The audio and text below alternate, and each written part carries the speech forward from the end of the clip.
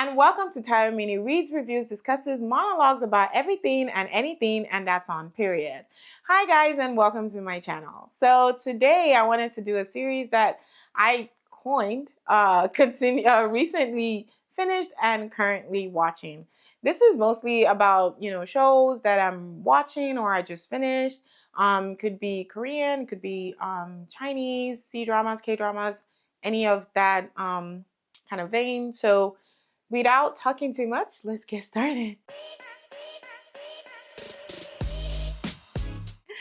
So, guys, I'm just gonna start with the recently finished, and that would be the most popular show of literally 2026, and that would be Pursuit of Jade, where we follow Janli Her and Tian Wei as they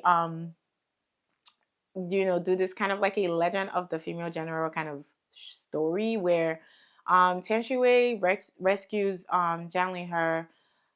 He's, she sees him, passed out in the snow, and so she kind of rescues him and she nurses him back to life, basically life.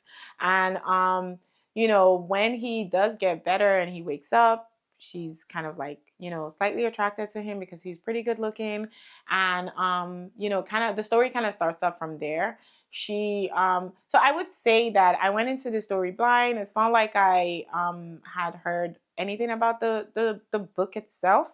And I think that to some degree there was a lot of things that actually surprised me about this show.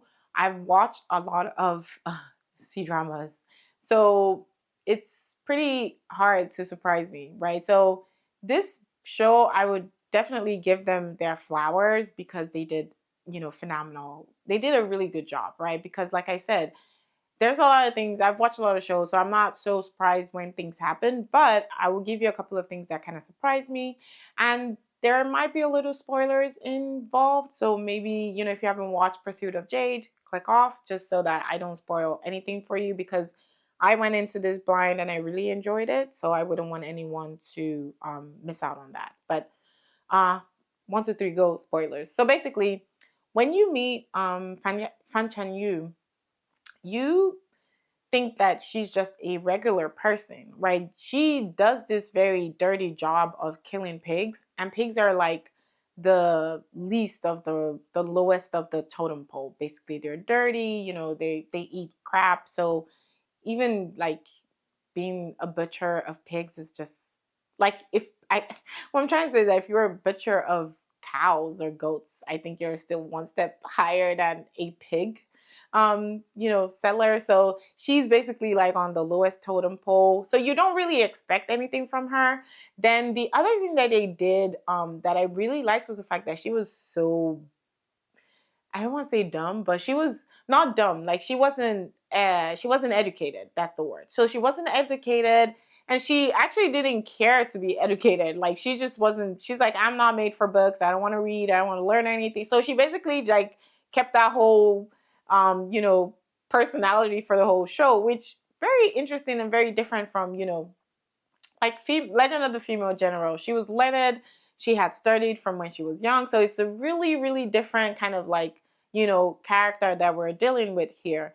She's just more like, I'm a good person. I do good things. And that's basically her core values is if it's good, I'm going to do it. If it saves people, I'm going to do it. Doesn't have any idea of politics or, reading the room or, being trying not to be politically incorrect. She's just like what you see is what you get. So I really liked her being that because that's such a refreshing departure from the regular C-drama like characters that we typically get. And she's pretty. She's really pretty. I don't know if this is part of the book, but she's so pretty. Tenshiwei is so pretty. Like in real life and even in the show, she's just so pretty. She has this pretty smile. And so you just, it's not rocket science that, um, I guess Yan Zhen or Xie Zhen, whatever, falls in love with her. I also like the inclusion of her sister. When we started the book and I could kind of, you can kind of see where the book is going, like where the show is going, like when they start off. I was always kind of like scared. I was like, oh my God, her having baggage in form of her sister scares me because I'm like, if they kill this little girl, I will like I would like, fight. But I think, my fears were fulfilled where she was kidnapped, the sister. But luckily nothing happens to her. So that was the whole thing, was also something that's not really seen as having like a little ones, right? Usually it's more like parents die, and that's kind of like the catalyst for the main character's story, either a revenge arc or something like that, or and this is kind of like that, but with the added fact that she had a younger sister that basically couldn't fight. She also had some elderly parents, like step parents, that she also had to protect. So it was just a very, very different kind of vibe from the usual C dramas.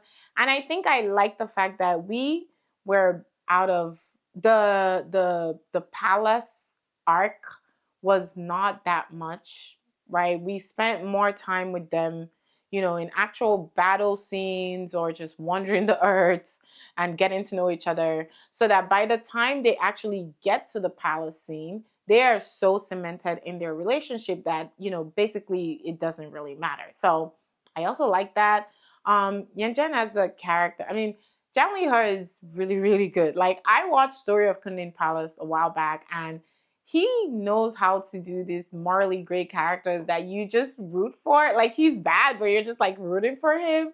And this is basically him in this show, because he does some pretty annoying things, like how insistent he was on not letting Fan Chanyu know his real background and who he was. Like, he spent so there were so many times that he could have told her, like, just get it over with, dude. Like, this is who you are. The faster she knows, the better, right? But he I feel like he just purposely just wanted to have the conflict. I don't know. And then they had some other stuff. The other thing I would say is, now this show was really good overall. Like, the characters did the damn thing. Like, they were so good. They were so good. Like, I would not have thought that this was a good enough pairing. Also because the height difference, they just don't look like people that would go well together, but it was amazing. I stand corrected. Zhang Lihe and Xie Shui, they delivered a very, very compelling and very, very interesting story. Like, this show broke the internet, basically. I'm not exaggerating. Like, I was watching the show, and then there were so many leaked scenes. One especially being when he takes the aphrodisiac in the later episodes. And I kid you not, like, I watched some of it was on Instagram. Like, there was no way I could avoid it. I didn't watch the actual episodes. I just watched, like, the little blurbs that they have. And there was a scene that was actually cut out from Aichi and Netflix show, like the actual episode. And I'm like, why would y'all do that? Like, I mean, I've already watched it, so I'm kind of okay, like, because I can piece together, from where they cut it to what they actually have on. But I just thought, like, this is amazing. Like, if we didn't have social media, I wouldn't, like, you wouldn't even know that they cut out that scene, and you would never even see it. So, props or shout outs to whoever, not the people that leaked the episodes. I'm just saying, like, whoever was putting those little blurbs out, I don't know where they were watching it from or where they got it from, but it was great, because at least you saw, like, you got like a 8 second more than what was showed on Netflix or wherever you watched it. So if you haven't seen it, this is episode 38, the really spicy one. So don't say I didn't do anything for you.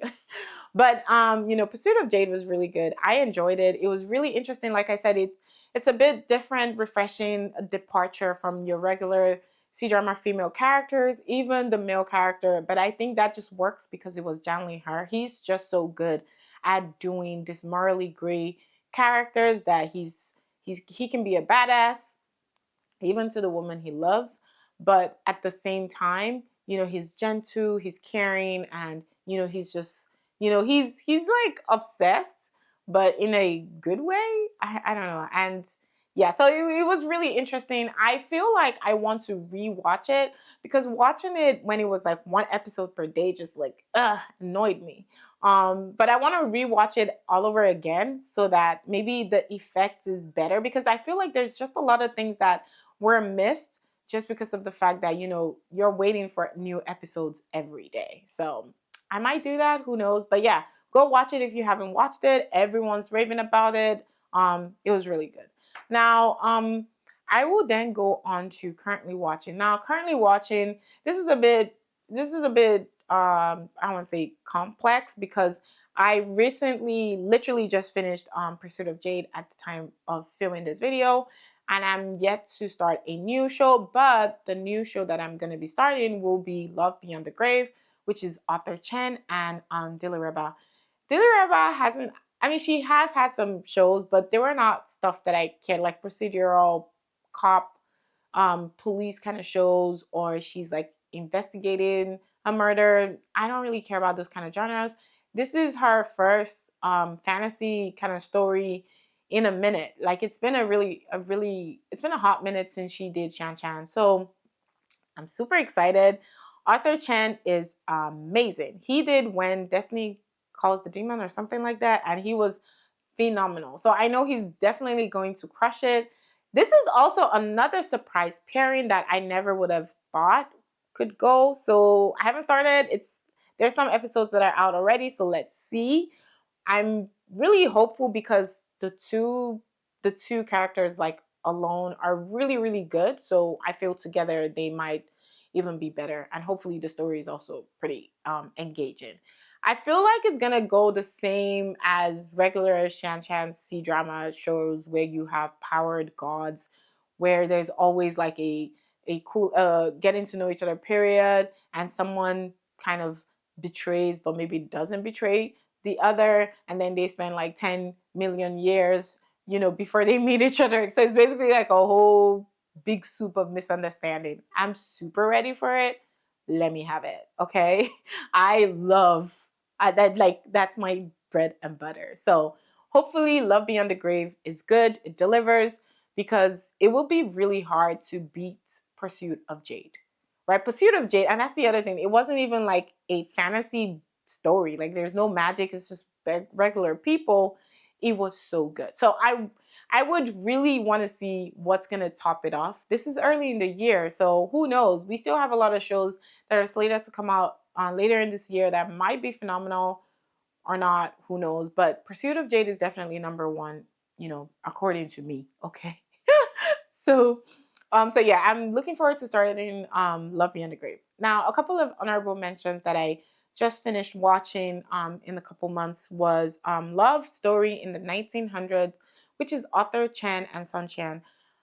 Arthur Chen, again, he's really good. I don't have to really talk too much about him. I've loved him from Lighter and Princess, so I'm super excited to watch him in Love Beyond the Grave. I watched Love Story in the 90s. It was a very heartbreaking story to watch because, this is set in like a communist time in China. And, from the history part, I understand that part, but just even seeing like regular day to day life, it was just really hard and really hard to watch. So I think Arthur and Sun Chan did a Sun Chan did a fantastic job in this show. It's basically two people falling in love in communist China. I mean, go figure.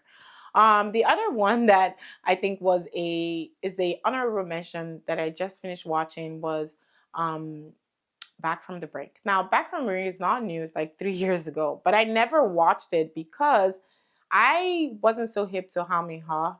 I don't know how to say his name, but I wasn't so hip to him at that time, and so I didn't watch it. But then I watched Glory, which came out like last year to January of this year, which is Naza and How Min He, and Glory was fantastic. I don't even know if I ever did a review about it, but Glory was so good.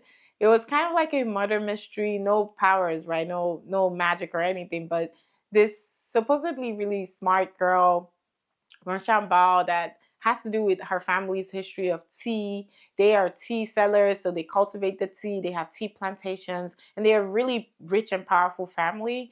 And Hao Min He is a police inspector who was trying to investigate a murder and was looking for a way to infiltrate this family's home so he can kind of get clues to the murder and solve the case. So that's basically like the setup, but it was so good. Like it was a reverse harem where Bao, that's Gulinaza, had like 8 suitors or so that were trying to vie for her hand, and they were all like terrible people. Like every single one of them were bad. They all came with a agenda. Like none of them, not one, even Hao had good intentions towards this girl. They all, like, he came because he wanted to solve a murder. The other one came because they wanted to get into the family and steal the money. I mean, everyone just had different things. So that show was so good. And then I was like, you know what? Let me go watch Back from the Brink. So I went back to watch Back from the Brink, and I loved it. Like it was so good. This is Hao He and Zhao Ye. So Zhao Ye is the one. She's the female character in The Legend of the Female General. So if that was a show you watched and you loved, maybe check out Back from the Brink. Back from the Brink though has some fantasy elements where Hao is a dragon, but he gets betrayed. It's really a compelling story. It's a bit too long. When I say it's a bit too long, it's like 40 episodes, but I feel like there were some parts where it was like, okay, we get the point. Like, let's go. So, but other than that, I think it was a really good story. I wouldn't rewatch it again, but it was good. It was funny, and then there was a lot of things going on, and also it was kind of different from your regular like Shan Shan stories where someone is betrayed and then, all this kind of stuff. So it was a bit different, but it still didn't escape the whole a villainous character is causing havoc and that person never dies and keeps coming back to torment our main character. Is just so annoying. So, but it wasn't bad. It was a good show. I enjoyed it. So if you've haven't watched it and you watched Glory or you watched Legend of the Female General, this is a really good show that you can pick up. And it's out, so you're not like waiting every day like we did for Pursuit of Jade. One last honorable mention will be Yumi Cells 3. This will be I'm expecting to watch. I know this is coming out pretty soon. We got Yumi Cells 1 and 2. And so this is Yumi Cells 3 continuing on with Kim Go-eun as she's trying to find love I think she's now like a published writer or something like that. So I'm super excited and looking forward to Yumi Cells 3. It's kind of like an inside out kind of show where your emotions have basically their own personalities. So anger has a personality, happiness has a personality, hungry has a personality, and they're in shape of like little human beings, like not little human beings, but little characters called the cells. And it's so fascinating. I love the show. I love the animations. I love the depiction of each cell. So I'm looking forward to watching this when it does start airing, and I probably will come on and do a video on it then. But yeah, those are, well, it's a mouthful. That's what I just finished watching. I recently finished, and what I am looking forward to watch, which will be Love Beyond the Grave, and Yumi Cells 3 once it gets aired. But thank you so much for watching. Let me know any shows that you've watched recently, and the shows that you're looking forward to watching. And give me recs. If you have any recs, like something like a Back from the Brink, I never would have thought I would like it because when it came out, I just was like, I don't like this. But I did. So if you have any older shows that you've watched and you liked, let me know in the comments. But thank you so much for watching, and I'll see you guys in my next video. Bye.